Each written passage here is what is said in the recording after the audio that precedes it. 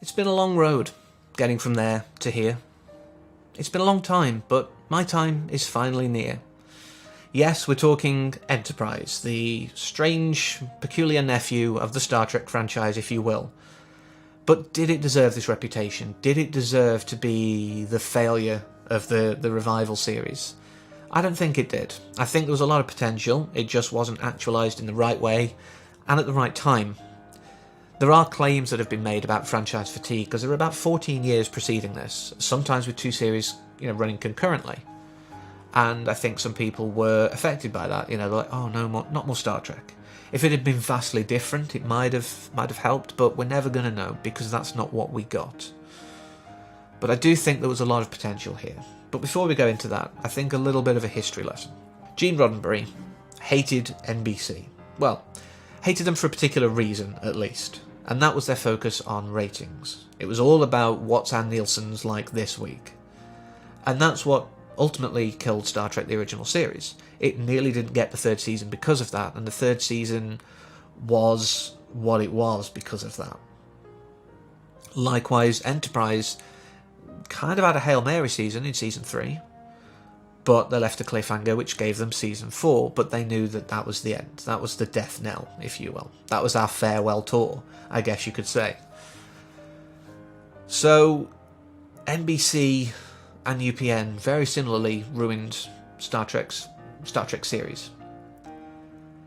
But I do think that the series itself does have a bit of blame. I know the opener 2 parts, to the entire series was fairly well received. People were intrigued. What's this whole going back in time thing? Pre-Kirk.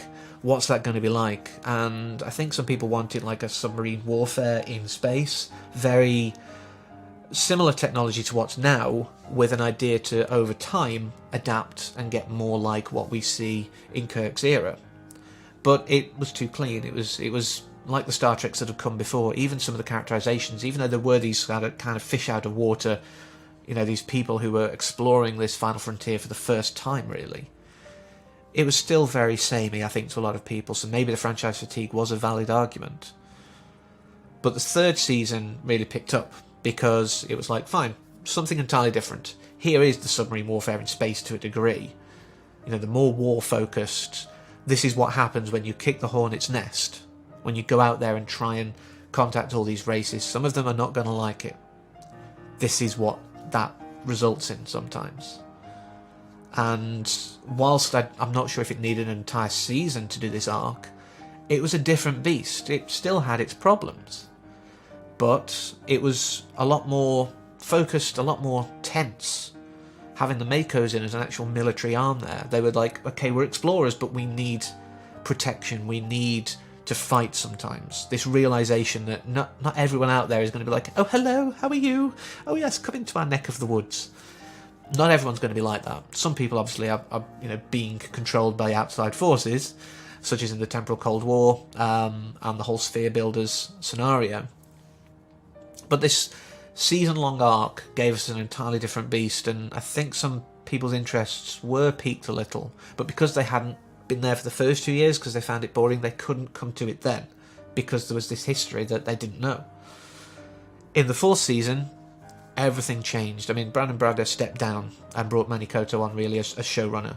Someone who adored, lived, breathed Star Trek. And it showed. He wanted to make these ties to us. He was like, why do the Klingons look different? This is the reason. What about the Augments? Let's give some history there. And we got to bring Brent Spiner into the series. And it really helped it. This season 4 was a love letter, a Valentine's to the fans, as John Billingsley's put it. And it was much better for it. This end season should have been the first season to be really different and to give a different focus, to tie the 2 seasons or the 2 series together. It would have really helped, I think. But we got what we got. And unfortunately that ended very controversially. There are great divisions over these are the voyages. Because is it an end to Enterprise? Or is it a kind of bookend of the Next Generation, so that it started this revival and ended it? A lot of people kind of do feel in the second camp. I know at the time, Jolene Blaylock, she feels bad about it now, about being this vocal, but she did kind of feel and make it known rather vocally that it felt like it wasn't their send-off. I think the only people who really enjoyed it for what it was, or the only person, was Connor Trenier, because Tripp had a definite arc. He got half the episode dedicated to him, as he said himself, but he had an arc. He started as this hick from, sort of the Florida, who very much loved his pecan pie, which, was overused, and catfish.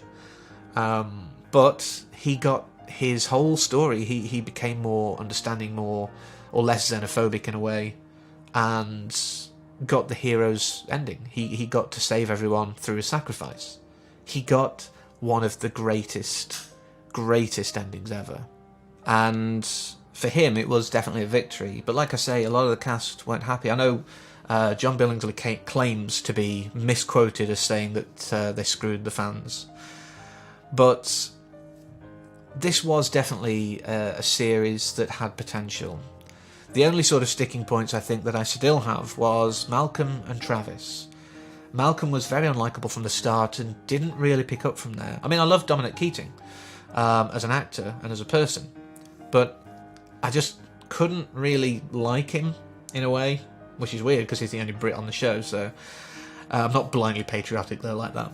And Travis, really underutilised. He may as well have not been there for most of the time.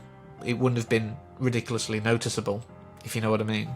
I mean, yeah, he got some good bits as time went on, but it was little bits. It wasn't like everyone else getting a good, a good sort of treatment in the work. But some of the people who got really good treatment were returning guests, like Vaughan Armstrong actually getting the character of Forrest and having an arc, and who can forget Jeffrey Combs as Shran getting his wonderful story arc. These people have been in and out of various different series since the revival, and it was really nice to see them almost getting the same kind of level of treatment as the main cast. It's this kind of treatment that made me stick with it, because these are people that I've seen a number of times and grown this kind of fondness for, in a way, in the various roles they've played. And it was lovely to see them get treated well, particularly, as I say, in the last year. Gary Graham as Saval throughout that as well. He got a great arc of being like, I've got to be firm, but you understand later on that he was just following these orders, and the whole shake-up of Vulcan society really helped him as well. All of these things just show the potential that was there. And I said I'd get round to Discovery, because people, when it came out, people were like, oh, this is the connective tissue between what we're like now and the Kirk era. No, it isn't. It's the bridge between Enterprise and that. And in fact, the people there are more like what we should have expected Enterprise's people to be. In Enterprise, they were too hopeful. They were too much the idealised versions of humanity. Whereas in Discovery, we do have those fault-ridden, imperfect beings. These should have been the other way around, in my opinion. And I do think that had we got that, it definitely would have been much better. So yeah, in conclusion, this was a very Star Trek series in a lot of ways. And I think I'm not alone in coming to it later and realising the potential that was there. Realising that it could have been more had things just been perfected from the start. Certain changes would have made it a very different beast, and I'm really sad that we didn't get that. But it really did encapsulate the Star Trek ideals, and nothing says that better than this speech given by Captain Jonathan Archer himself. The most profound discoveries are not necessarily beyond that next star. They're within us, woven into the threads that bind us, all of us, to each other. That's what Star Trek stands for. Not only the journey outside of ourselves and outside of our solar system, but the journey within, how we grow as people, how we can be the best versions of us. And if that's not words to live by, I really don't know what is. But we'll be back next week with something entirely different, so until then, as always, live long and prosper.